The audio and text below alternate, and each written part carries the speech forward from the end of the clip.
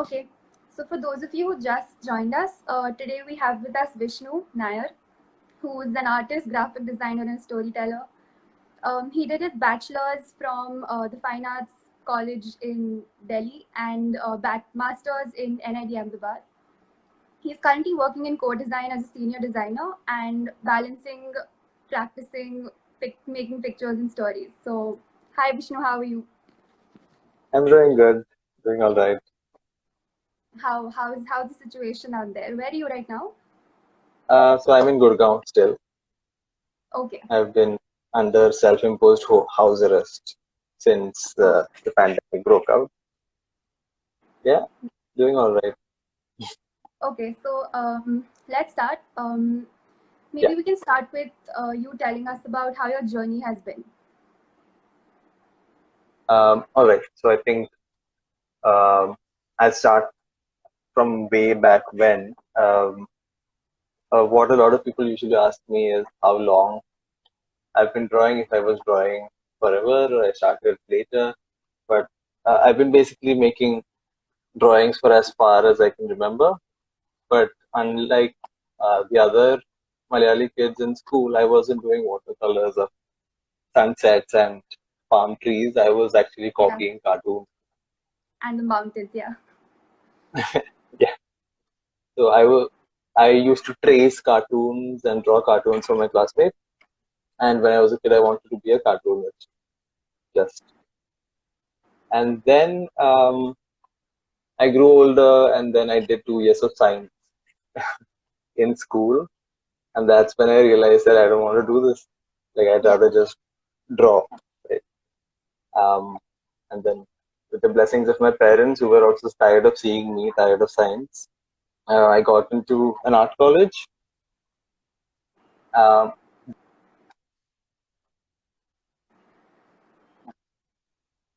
it was supposed to be a mix of illustration, photography, typography. It was an advertising oriented course, which I really enjoyed. And that's when you could say I started illustrating in the conventional sense of it, or uh, doing Okay. commissions or earning a little bit of money out of it. So this was 2011. You could say was when I started doing illustration. So, Um, um, did you like for starters? Did you go for any classes, or were your parents into something creative which made you think you would like to do the same thing? no, my parents were conventional middle class parents, but like they were closeted artists, you could say. Like my dad was really into film, and the way he told stories at home was always super interesting. He would dramatize it very much.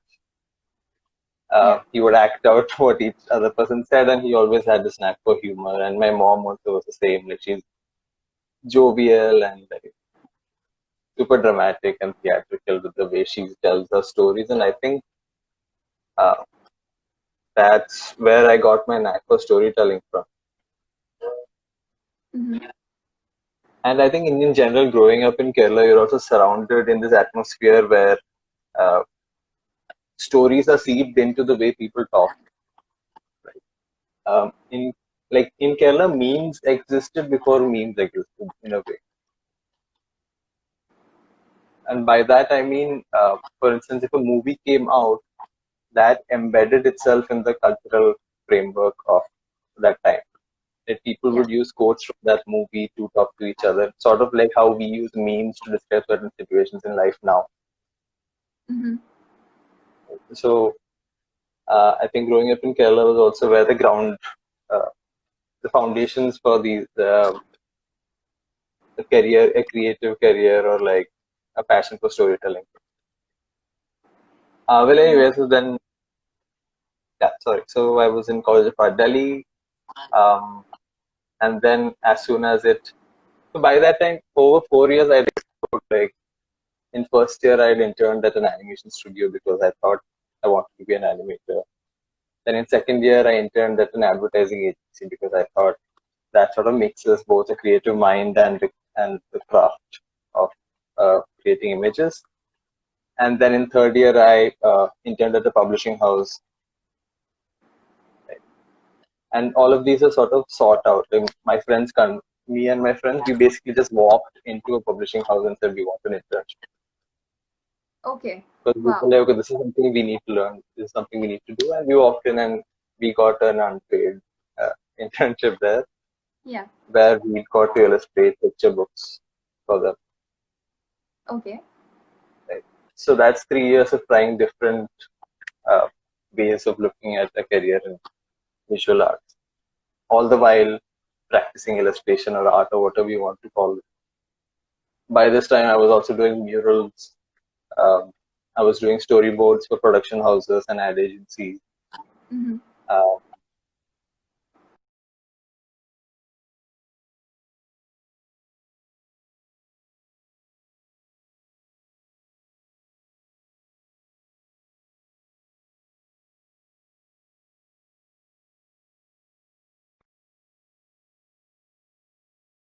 with um, my college education, in terms of I saw myself being somewhere concrete, where I had expertise and I could jump into a field and sort of conquer it or whatever. Then what happened was my mom said, "Why don't you try for NIT?" Because while you are in college and in the college system, Yeah. this is also a time when we will be able to support you. So then I tried for NIT. I got in. Um, so by the time I applied to NIT, I had because I was so fanatically pursuing all these creative branches. I had a portfolio which was full of illustrations, publication, advertising, awards, and stuff like that, Yeah. all over the place. And I went to NID basically thinking I want to marry the skill of illustration with the conceptual thinking, or the systematic way of approaching creative challenges in design offers. And then what a lot of people ask me is why I chose graphic design instead of animation.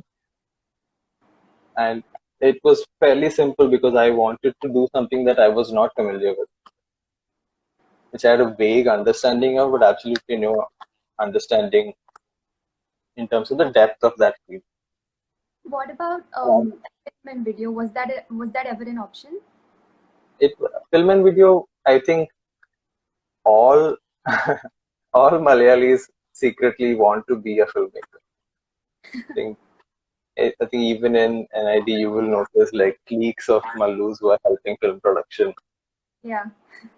Uh, yeah, I think growing up in that culture, it it's always so fascinating to see such talented artists and stories, amazing stories coming out. I did, but it was uh, separated from my skill, or something that I was honing over the years, the skill of being an illustrator. And also, illustration seems easier because you just have to sit at a table, get some pencil, a paper, and then you get to create worlds. Right? You get to make people talk, and you get to uh, create characters that didn't exist. While filmmaking seemed far more strenuous, you have to find location, actors, work with them to achieve your vision. And uh, I saw in a YouTube video once that uh, in the process of making a film, depression is guaranteed, or something like that, because you always have to reckon with your expectations of what you wanted and what is possible. While with illustration, the only limitation is sure skill, but also like your imagination. Hmm. Right. Right. So again, so that's also why I wanted to pursue illustration or a visual, sorry, illustration as opposed to photography, which also I had a deep interest in, still do to some extent, um, because photography or filmmaking is also limited by the vocabulary of what is around you. Right, you're Yeah. picking stuff from what exists, or you put in a lot of effort and create certain things. But with illustration, um, there is no limitation like that. Even if you feel like you're not able to create something, you can train yourself to create it, So how is or you can take over a photo.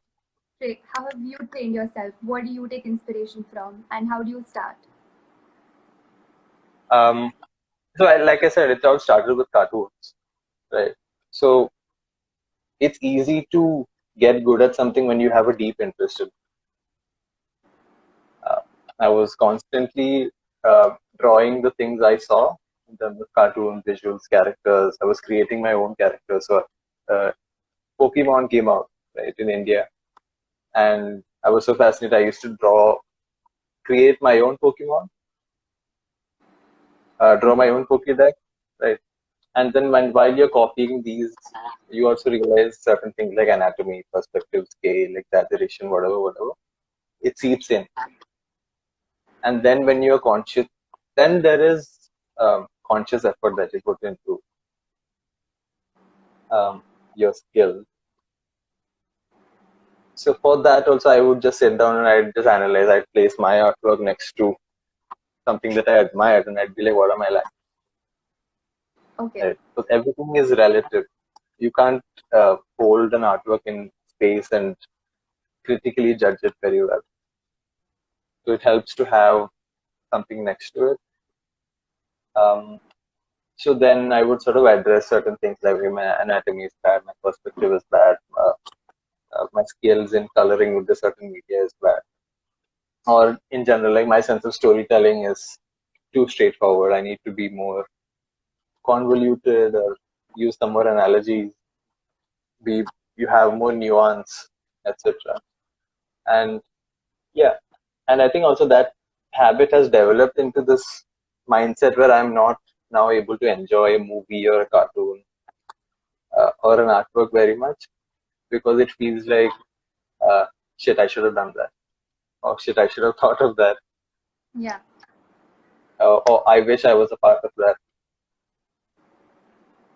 But having this always on critical uh, mode of looking at things, like how did that person achieve that? Mm-hmm.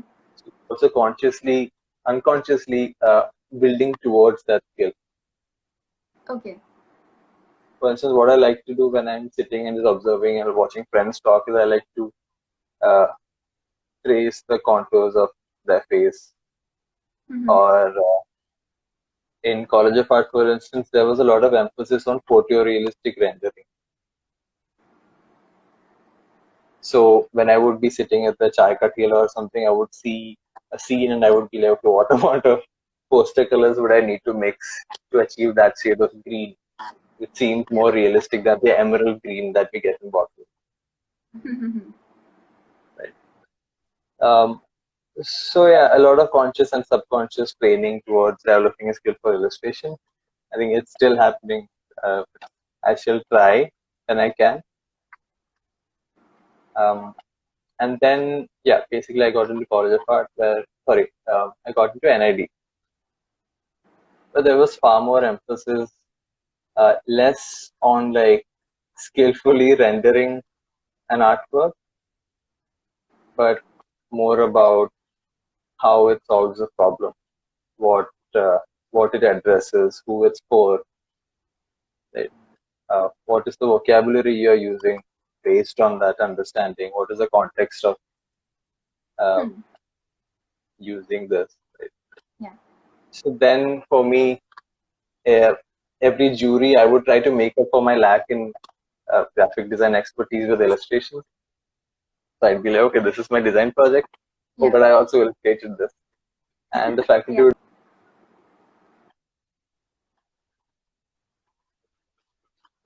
be took you, but like, what have you improved upon? Um, so then there was a brief stage of depression where I was like, I was consciously pushing away my sketchbooks, and I was like, no, I need to work on skills that I'm weak at. This is my comfort zone. Yeah. Uh, then after 2 years of design, like constant questioning and understanding the nuances of the field to my student understanding, um, I got in touch with Codesign for um, an internship, which later turned into a diploma project. Okay. for Royal Enfield. Yeah. So by then, Codesign had seen my illustration portfolio. I didn't necessarily have a design portfolio, but I had demonstrated a certain amount of design thinking, analytical thinking, and enough diversity in my style as an illustrator. So because of College of Art, I could do realistic illustrations. Because of all the storyboards I drew, I was familiar with the human anatomy perspective, all the basics of illustration. But then, because of this deep fascination with visual culture, books, movies, animation, comics, uh, this and this hungry uh, uh, hunt for style. Hmm. So I'd experimented with multiple styles by then. So my portfolio was flexible. One project didn't look like the other. Each project was stylized to represent the idea of that project. Okay. So the project we worked on for my graduation project was image making for Royal Enfield motorcycles. So Royal Enfield at that time, they were sort of burdened, maybe a strong word, but they were burdened with imagery that was from the early 90s and 80s and 70s of Hmm. this macho man riding a bullet with a mustache, Yeah. uh, you know, your grandfather's motorcycle or whatever. And in their retail stores at expos and fairs and stuff, the only sort of artwork they could give people was these old wartime posters or these old ads. And actually, they wanted to be a 21st century motorcycle company. So for each of their 5 bikes, we went about creating illustrations that captured the narrative and essence of each bike. That could then be used in retail, that could then be used in expos and fairs and on apparel, etc. Which Yeah. sort of did justice to those bikes in the 21st century, not a 15th century bullet or whatever, but Hmm. it's a modern bike, modern motorcycle.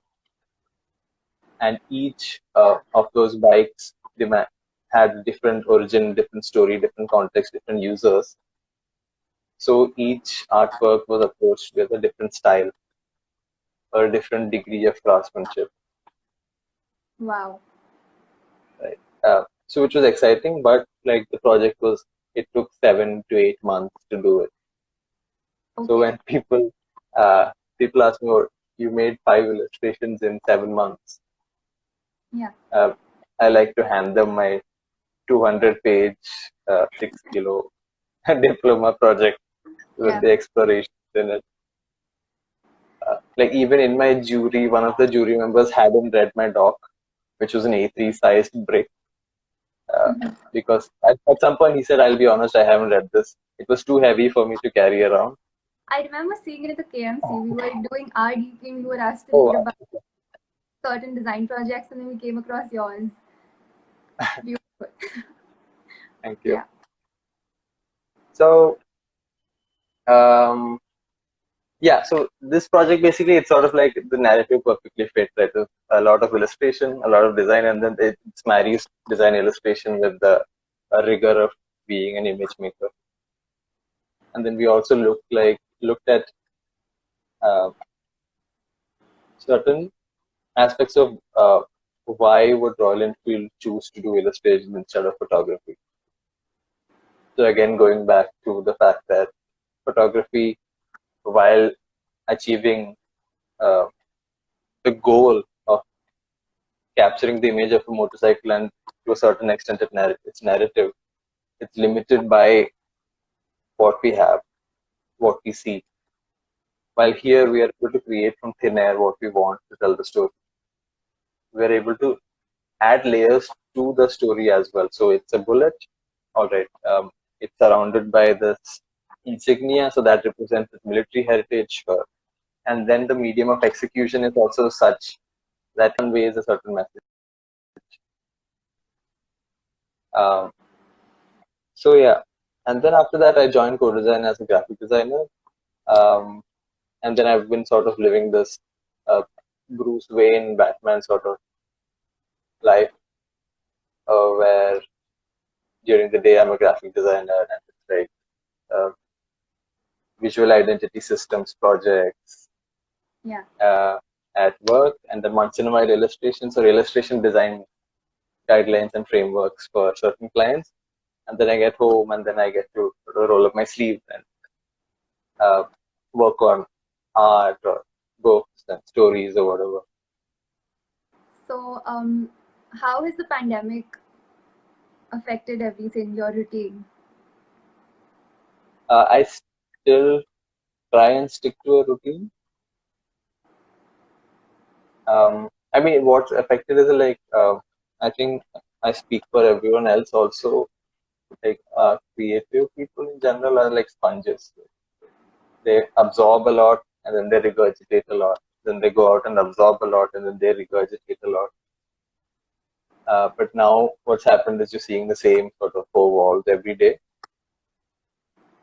Yeah. So then for me personally, I'm having to look inside as opposed to outside. I've been sort of like the people take cigarette breaks, I take illustration breaks. Mm-hmm. So the stuff I've been uploading recently on Instagram, those Yeah. have been like 15-minute quick, uh, off the top of my head illustrations that I quickly make. So that's been interesting because you're also now uh, away from any brief or any influence. You're only like looking into yourself and picking from the visual vocabulary that's in your mind. And slowly, a certain style is also starting to seep out. And yeah, but Would otherwise, I think mostly would been it be possible all for right. you to show us some of your work? Yes. All right. I'll show the bullet artwork from Motorcycle Muse, my graduation project, Okay. right? And then maybe to some other project if we have time or if we have to take questions to that. Yeah. I'm just gonna flip my screen.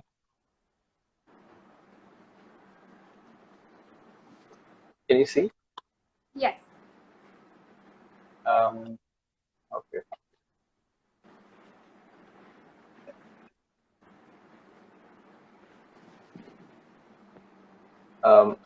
Is it cropping weird because my screen's still black? Sorry. Is the image cropping by any chance? Because my screen is still black here. Yeah, the image is visible. If you could just go a little closer. Now? Yeah. All And right. little It's like bit. I'm presenting with a blindfold on. So these are the 5 motorcycle illustrations um, we made for Royal Enfield as part of my graduation project. So that's Bullet, Classic, Continental GT, Himalayan, and Thunderbird. I think we have time for one. So I'll quickly do that. Right. So this was the initial A5 size thumbnail. Whoa. Okay. This was only one of the stages. So this was C, B, and C round, and then there was D, E, and F, which Okay. went on to F1, F2, F3 for different bikes. All So right. for the Bullet, I think the basic idea was that we wanted a full frontal sort of view where um, the, the presence of the bullet. So I Mm-hmm. think I'll quickly go through this. So we went for like this military insignia sort of style of depiction for it, which would be adorned with elements from its past. So what Okay. we did, we recreated the bike in this etching sort of fashion, which both reflected the craftsmanship, where each line was intentional, as well as uh, Really detailed. yeah. So what I did initially was I tried to do the single artwork on the whole page, Mm-hmm. and every time one of the lines would fuck up, I would have to redraw the whole thing all over again. Oh And my then God. later, the AI walks in and he's like, "Why don't you just draw all of them separately and then pick the Mm-hmm. best one and put them together?" So these are sort of all the finely drawn engineered elements. This is one of my favorites because it was tricky. The headlight, it had a lot of these reflections and distortions. Wow. Yeah. And the gun from their mouth. So yeah, then all of them came together. What pens or what medium did you use for this? There's a Sakura Koi concept. Let me Yeah. go. Uh, Akayashi Sai. It's like a Okay. bristled brush pen which is pre-filled with ink. So Mm-hmm. those were ideal. The range of thinnest to thickest was quite nice for this. Okay. This is sort of like the effect we wanted it to achieve, right? It's entering your space. It's Wow. a powerful, Mm-hmm. and then it's embedded with a lot of detail. So at first view, you see the bike and you're like, oh, that's the artwork, and then second view, you start seeing certain details, and then you start reading into the story, and that was the intent. Right? Having details in artwork gives it a longer life Yeah. because each time you look at it, you're able to see and You know appreciate it. something. Right. So that's a factory where it was initially built in Britain. This shape was taken from the mouth of the gun. Okay. Uh, that's a checkered flag for its racing heritage. That's a British flag for its British heritage. This is the year it was built. Um, that's the border security forces were the first people who commissioned or got bullets to India. So that's the person riding up to the Himalayas. These are the ships that brought it to Chennai. A lot of those details. And this is the shape of the um, logo on the tank. People are familiar with it. So yeah, I think that's bullet. And how are we doing on time? We've got 30 minutes to go. It's just that it started raining here and I'm a little nervous about the connection. All right. Can you see my face now, or Yeah. is it still? All right. I don't know what this is. Okay. Okay. Um, let's get on with a few questions we received from the audience last Mm-hmm. week.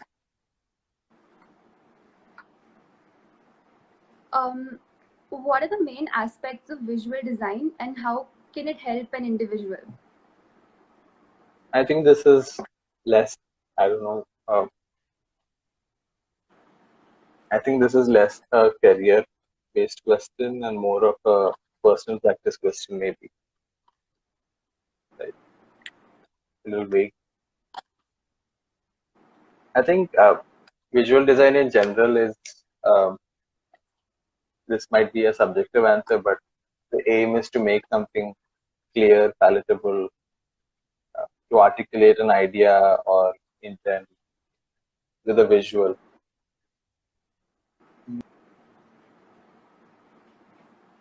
Something like that applies Okay. also, right? To be able to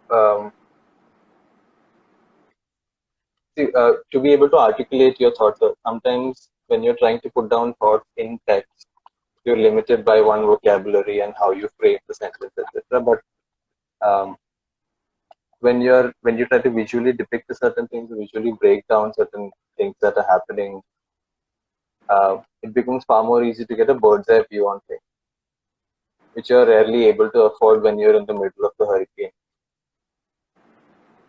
Now I'm being vague about what the visual could represent,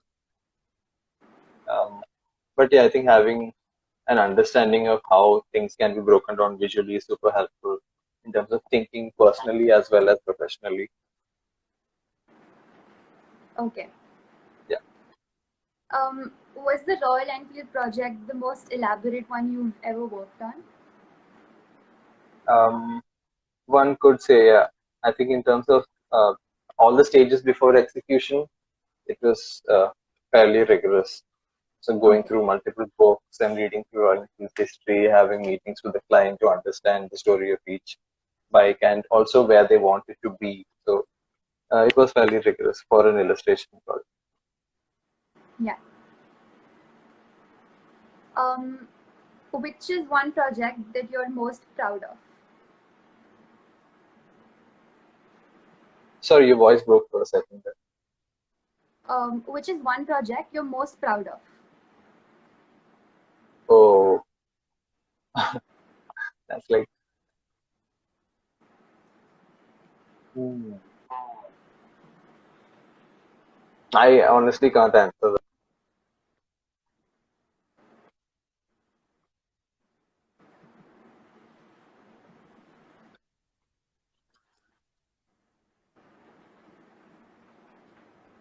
Okay. What are you working on currently? Some branding projects at Codesign um, that are NDA. But otherwise, personally, I've been.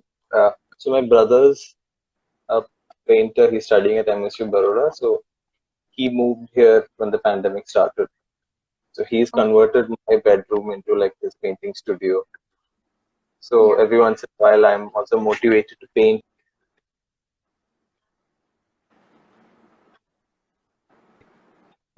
paintings when I get a free time. I'm building on this story of uh, the return of the sparrow through painting. I think everyone will see in a few months, hopefully. Okay. Um, Many people want to know how you found your style. I would argue that I haven't. Um, but I think style is one of those questions that I keep seeing with every sort of interaction. Mhm. And for me personally, style is just a byproduct of how at ease you are with making an illustration, or style is a byproduct of how much you enjoy making a certain illustration, certain kind of illustration. It could be a style. Your style could be dictated by medium. It could be dictated by how you make certain things, the sort of line you use, the colors, the paint, whatever. And when you do that repeatedly, um, patterns emerge, and that becomes your style. And those patterns emerge because you like doing or making artworks in that certain manner. Yeah. So personally, for me, it's in pockets. So sometimes for a brief month or year, I like working in, for instance, watercolor. For certain projects, I'll experiment with graphite. For certain projects, I'll try and do vector artwork. For instance, I've returned lately to the comfort of drawing with a black gel pen. So now the work is more graphic. Yeah. And then I also have returned to coloring them digitally because that gives me the superpower of exploring and iterating with colors, playing around with them, really getting nuanced with how I want certain colors Yeah. to interact or what's the mood I want to set into that work. But in general, um, style uh, style is in style works in your favor when you want to get work because it's sort of like a signature, right? Art directors know to go to you for a certain style or a certain mood or a certain kind of storytelling. Uh, Also, like a good, like any good brand, it sort of it becomes your identity. When people see it, they know it's you. You're sort of growing your presence across media. I don't know if I've achieved that. Would you like to? I mean, considering not everyone has a particular kind of style and everybody puts their hand into something new every time. Of course, I would love to, but then what happens is that becomes a limit. Certain projects demand certain kinds of visuals. I don't want to be in a situation ever where uh, I'm not able to pursue a kind of storytelling or a kind of image making because my style doesn't allow me to. And that's what I've noticed happens with a lot of people uh, early on, where um, their style becomes a handicap. They are not able to do certain kinds of work or certain kinds of stories uh, over the years because style becomes a handicap. Mm-hmm. Yeah. Okay. Is there a certain routine that you follow or something that you do to practice your creativity every day?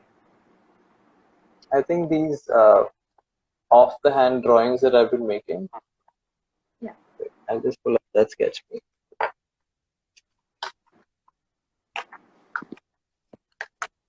So I've been using this sort of tiny notepad to put down these ideas in squares.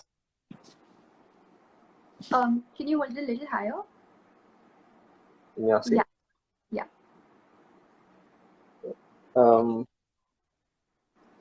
so this is one like a nice practice where I draw a square and I draw a line, and then I imagine what can be done with it.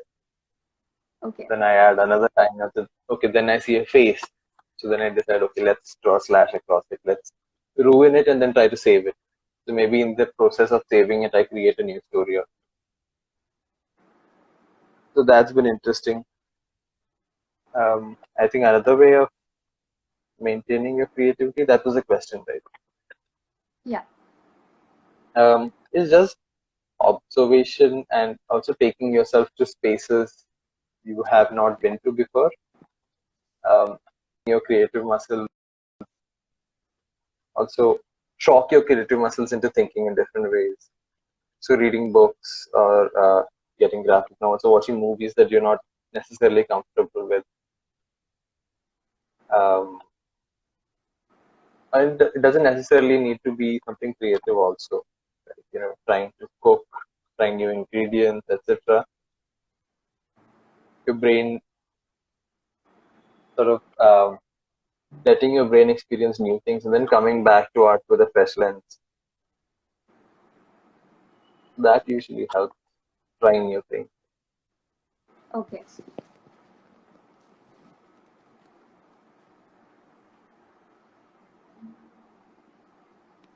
Um,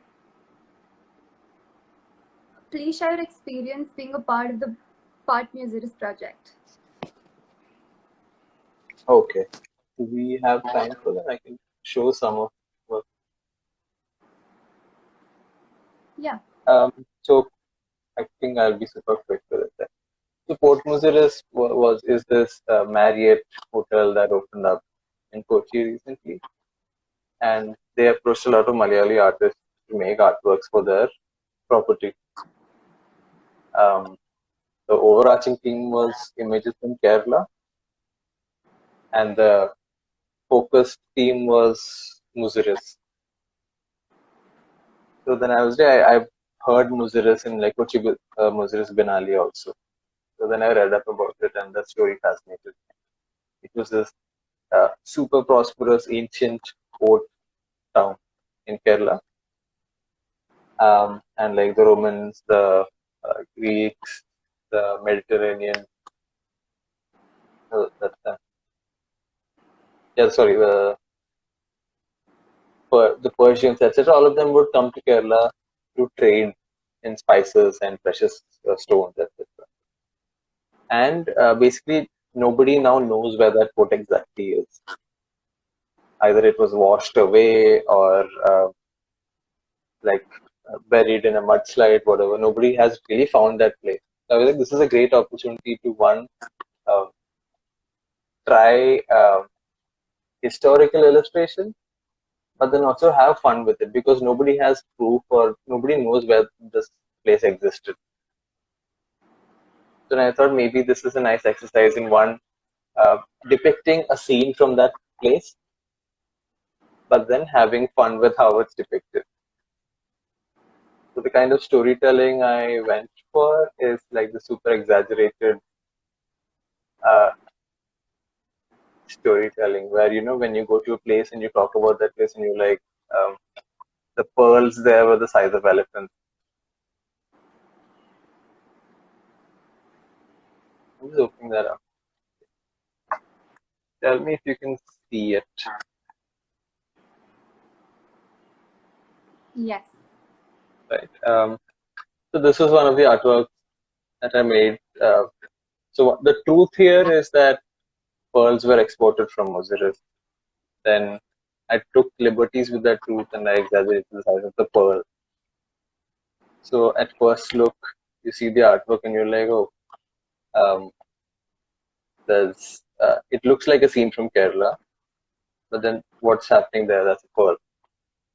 So the intent was that the story is sort of exaggerated as if told by someone who went to Muziris. Like they're going back home and the Persians like, you should have seen the pearls in Kerala. They were the size of elephants. And then I liked adding details also, like the where the giant pearl came from potentially. Yeah. That embroidered onto it in a style that sort of cues Persia, for instance. And then I also imagined what the traders would look like. Wow. Yeah. So this is one of the artworks they commissioned free. Yeah, so this is the whole artwork. And these were actually huge. These were like 2 meters tall. Uh,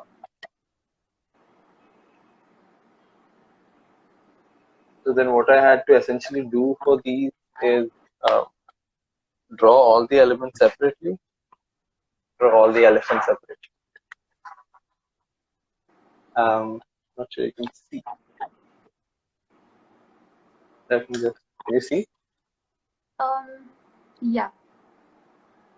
Right, so this was this larger sheet I could work with ink at the time, A3, and then I basically scanned these in at a higher resolution, Okay. and colored them digitally,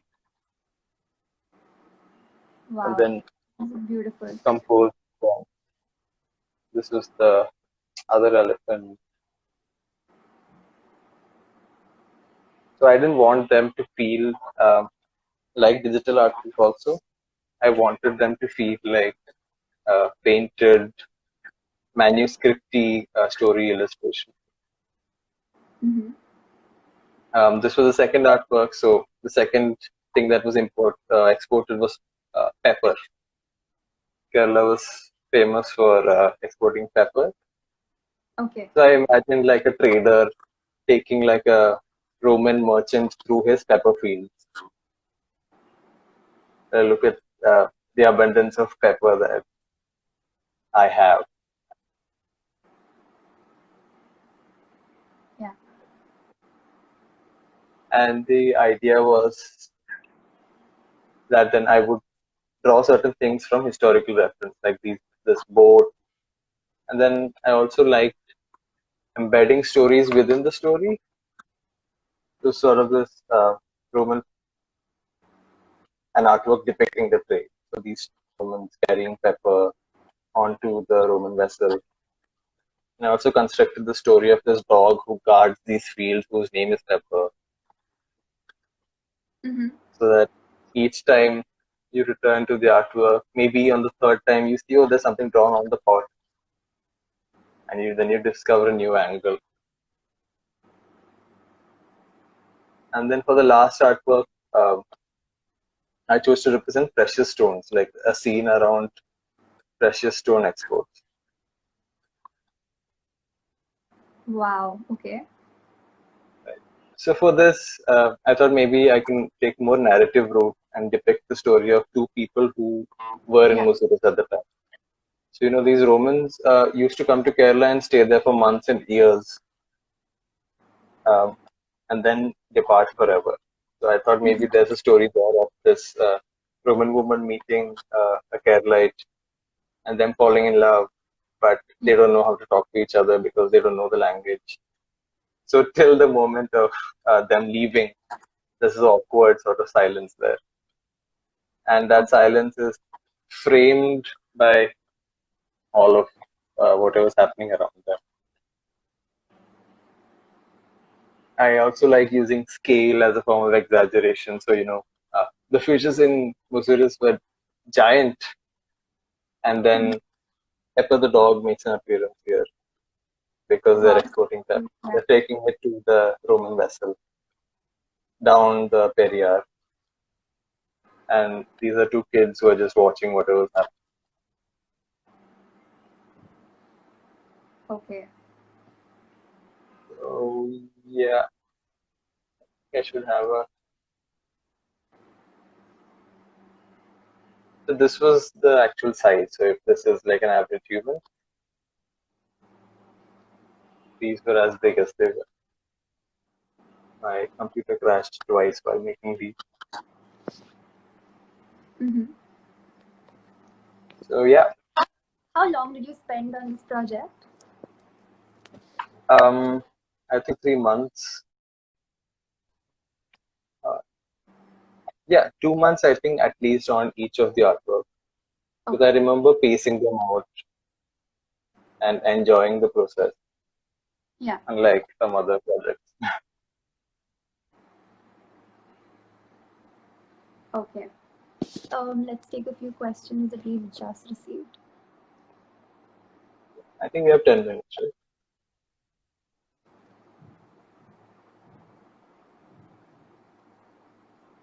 How was it working with Jerry Pinto? Oh,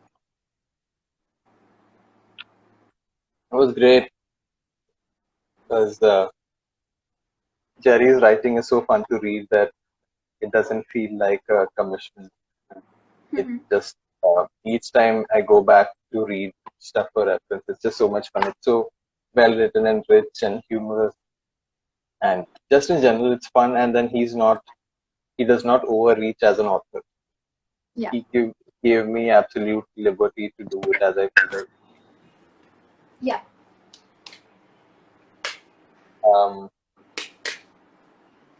Like I think the first time a mail with sketches went back to him, he replied with I think a nonsense reply, and the art directors were like,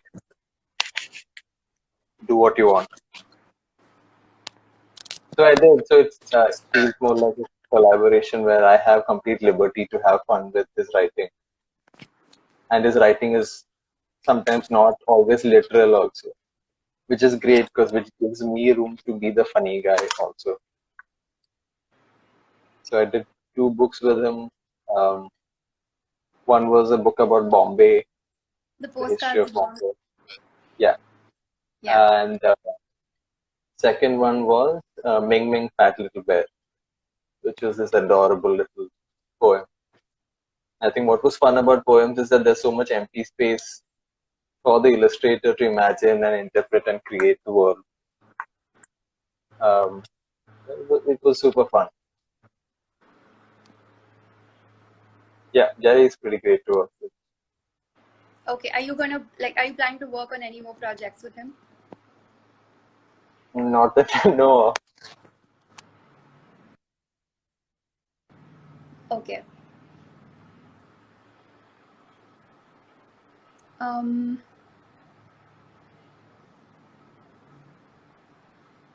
Would you like to talk about some of your more successful projects, like other than Royal Enfield and maybe a few more? I mean, the project which actually people still remember me by is 405, the graphic novel I did with Lokachi. Okay. Like that book is still a testament to how powerful a good story can be. So 405 is the story about. I mean, I don't want to reveal anything, but the story starts with this mysterious man who gets on a bus, travels around the city of Bangalore, and we're still wondering, like, why are we watching this man? What's the story? And then in the end, the story reveals itself, and it's like that it stays with you. That reveal. I've had people who've told me they've cried when they found out what the actual story was.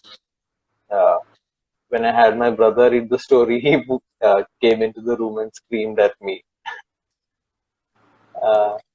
Yeah, and the process of creating the graphic novel lasted over like 3-4 years.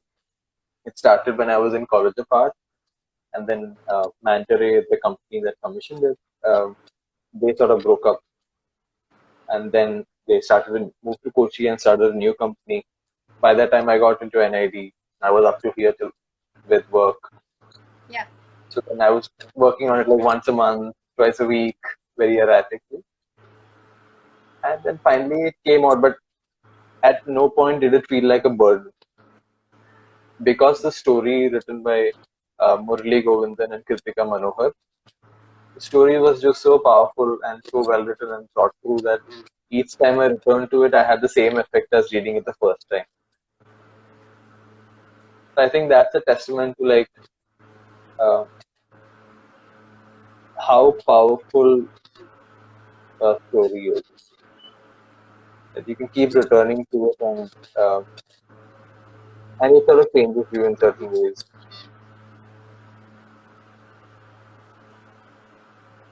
And we still, like, once in a while, Kokachi will share a story of someone reacting to that book. I think 3 years after it came out, and it feels nice, you know. And every once in a while, I also like to pick it up and flip through it. Yeah. Because I go back to the day I was drawing that, sitting in the GD studio. Yeah. Okay. I think our time is up. We've got 2 minutes Yes. to go. Perfect. Thank you so much, Vishnu, for agreeing to be a part of Baatein. Thank you for organizing this. Yeah. We hope to see you again on campus, preferably, and have another session there where maybe we can see some of your work live. Yes, hopefully. All right, then. Thank you so much. Thank you, everyone who's watching. Thank you for your questions. See you soon. Take care. Bye-bye. Bye.